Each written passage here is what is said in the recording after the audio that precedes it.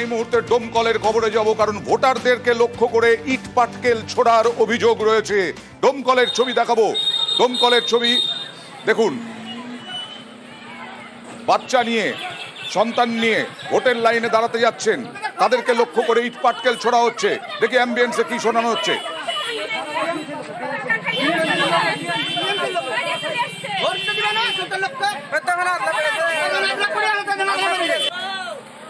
Vote দিতে দেবে না বিরোধীদেরকে তৃণমূলের বিরুদ্ধে অভিযোগ করছেন।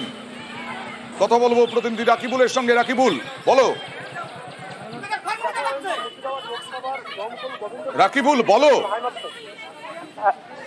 দেখো মুর্শিদাবাদের যে লোকসভার দমকল থানার গোবিন্দপুর বিএসএমএন হাই মাদ্রাসায় 153 নম্বর বুথে ভোটারদের ভোট দানে বাধা এবং বাম কংগ্রেস কর্মীরা যদি বুথের দিকে লক্ষ্য করে হেঁটে যাওয়ার সময় তাদেরকে লক্ষ্য করে ইট বৃষ্টি ছোড়ার অভিযোগ তৃণমূল আশ্রিত দুষ্কৃতীদের বিরুদ্ধে, এবং তারা বুথের কাছ থেকে ইট বৃষ্টি ছোড়ে এবং এই ঘটনায় আহত হয় বেশ কয়েকজন। এবং এই ঘটনায় এলাকায় ব্যাপক উত্তেজনা ছড়ালে ঘটনাস্থলে এই মুহূর্তে বিশাল পুলিশ বাহিনী গিয়ে পরিস্থিতি সামাল দেয়। যদিও ভোটাররা বাম কংগ্রেস যোদ্ধাদের যে তোলা অভিযোগ তৃণমূল ব্লক নেতৃত্ব, তারা পুরোপুরি মিথ্যা অভিযোগ বলে বুঝিয়ে দেন বিষয়টিকে। কেন এটা কি ভয় দেখানোর জন্য, আতঙ্ক ছড়ানোর জন্য এরকমটাই মনে করা হচ্ছে? দেখো, তাদেরকে রাস্তায় যে ইট বৃষ্টি ছড়ছে, যাতে ইট বৃষ্টি ছোড়ার কারণে তারা ভয়ে আতঙ্কিত হয়ে যাতে বুথের দিকে না যায় এবং যারা ভোট দিতে না দিতে পারে, সেই জন্যই তারা এইভাবে সন্ত্রাস সৃষ্টি করছে বলে অভিযোগ বাম কংগ্রেস জোট কর্মীদের। রকিবুল, কুইক রেসপন্স টিম তারা কোথায়? নির্বাচন কমিশনে কুইক রেসপন্স টিমের পৌঁছে যাওয়ার কথা। দেখো, যদিও এই বিষয়ে যখন খবর দেওয়া হয় তখন ঘটনাস্থলে পুলিশের ভূমিকা নিয়ে প্রশ্ন ওঠে। সেখানে পুলিশ নিষ্ক্রিয় বলে জানান সিপিএম এবং কংগ্রেসের নেতৃত্বরা। অর্থাৎ পুলিশ বাইরে দেখার কথা পুলিশের, সেই পুলিশের বিরুদ্ধেও অভিযোগ উঠছে। ধন্যবাদ রাকিবুল। আগে ডোমকলে বোমা পড়তো, গুলি চলতো, এখন শেষে ইট পাটকেলে দাঁড়িয়েছে। ঐশানরদা, কেন বারবার এইরকম অভিযোগ করছে কংগ্রেস যে বিরোধীদেরকে ভোট দিতে দেওয়া হচ্ছে না, বাধা দেওয়া হচ্ছে এবং ইট পাটকেল ছোড়া হচ্ছে? দেখুন, বিরোধীরা এই ধরনের আর্তনাদ প্রতিবার করে প্রত্যেক নির্বাচনে, তারপর ফলাফলে শোচনীয়ভাবে পরাজিত হয়। আমি ডোমকলকে অনেকদিন ধরে, আপনি রাজনৈতিক ইতিহাসে দেখুন, আমি তো আগের বারও বললাম যে শ্যামল চক্রবর্তীকে কুলাঙ্গার বলেছিলেন, এখন যাদের সঙ্গে জোট করেছেন সে অদিত চৌধুরী, ইনি গলায় এখন সিপিএমের ঝান্ডা লাগিয়ে নমিনেশন দিতে গেছেন। তৃণমূলের বিজেপি তো একই সাথে মন্ত্রিসভা চালিয়েছে, বৈশাদা এটা কি করে বলছে? সিপিএম আর কংগ্রেস, তৃণমূলের বিজেপি তো একই সাথে তো মন্ত্রিসভা চালিয়েছে। এতদিন বুর্জুয়া পার্টি বললেন, এতদিন টাটা বিড়লা পার্টি বললেন, এতদিন শ্রেণী শক্তি বললেন, এখন হাত বেরাচ্ছে। সুভাষিস দা, এটা কি অরণ্যের রোদন? এটা কি কংগ্রেসের অরণ্যের রোদন হচ্ছে? অরণ্যের রোদন হচ্ছে কংগ্রেসের? না, ভয় পেয়েছে রাজ্য তৃণমূল কংগ্রেসের লোকেরা। খারাপ। পশ্চিমবাংলার বুকে বাম এবং কংগ্রেস ভায়াবল অল্টারনেটিভ হয়ে দেখা দিয়েছে। মানুষের কনফিডেন্স তৈরি হয়েছে তার প্রতি, যার জন্য কিনা মানুষকে ভোট দিতে দিচ্ছে না।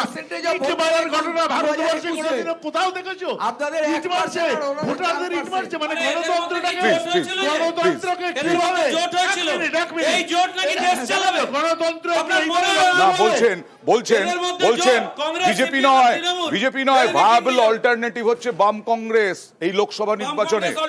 হ্যাঁ, এখানে শুনুন, সিপিএম আর কংগ্রেস দুটোই tested case in West Bengal. এরা 34 বছরে একজন করে, আর তার আগে কংগ্রেস কিভাবে চালিয়েছে সবাই জানে। এখনো লোকের 70 দশক বলে যায়নি, শুধুমাত্র ধর্মের ভিত্তিতে একটা দেশ ভাগ করেছেন। আবার বড় বড় কথা, কে চালাবে আপনার দেশ? নেতাকে ওকে, কে প্রধানমন্ত্রী হবে? কংগ্রেস ধর্মের ভিত্তিতে ভাগ করেছে দেশ স্বাধীনতার সময়। হিন্দু মুসলমান পাকিস্তান আর রাম মন্দির বাইরে যেতে পারবে না। ভারতবর্ষে বেকার কত? ওকে, তোমাকে যেমন বলতে দেওয়া হচ্ছে, প্লিজ কনিনিকা থেকে বলতে দাও, প্লিজ। আমি একটা কথা বলছি, এক নম্বর হচ্ছে যে বিজেপির শুধুমাত্র একটাই হাতিয়ার, ধর্ম। ন্যাশনাল মনিটাইজেশন পাইপলাইন করে বিক্রি করে দিচ্ছে রেল, ব্যাংক, বিমা। সেই কারণে নতুন করে সবাই মিলে শঙ্কু, তোমার সময় আমি বলিনি।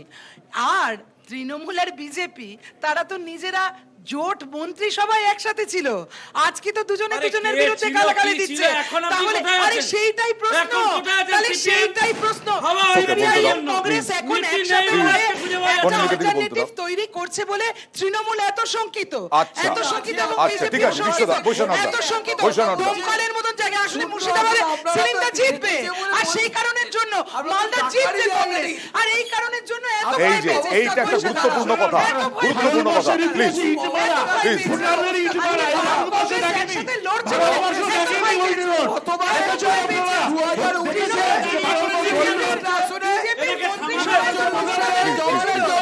2019 না, আমার কথা হচ্ছে বিজেপির কংগ্রেস মন্ত্রিসভায় সবসময় বললে পরে এর মধ্যে শোনা যাবে না, দর্শকরা শুনতে পাবে না। আমি বলছি না ক্ষমতা নেই। খুঁজে দাঁড়িয়ে হুমকি দিচ্ছে কংগ্রেস। Please, please. এই জন্য কংগ্রেসের আজকে এই ওকে, অবস্থা। ওকে, ঠিক আছে। কংগ্রেসকে খুঁজে পাওয়া ঠিক আছে, যাচ্ছে না। ঠিক আছে। নির্বাচনে তো তুমি বেশি বললে পরে অধীর বাবু পর্যন্ত হার মারা গেলেন। ওকে। অধীর বাবুকে খুঁজে ওকে, পাওয়া ঠিক যাবে আছে। না। করে সেইভাবে হবে না, please। জোর করে তুলিয়েছে ভিক্টর এবং সুরাটের ক্যান্ডিডেট, কংগ্রেস ক্যান্ডিডেটকে, কংগ্রেসের ক্যান্ডিডেটকে সুরাট এবং তুলিয়েছে।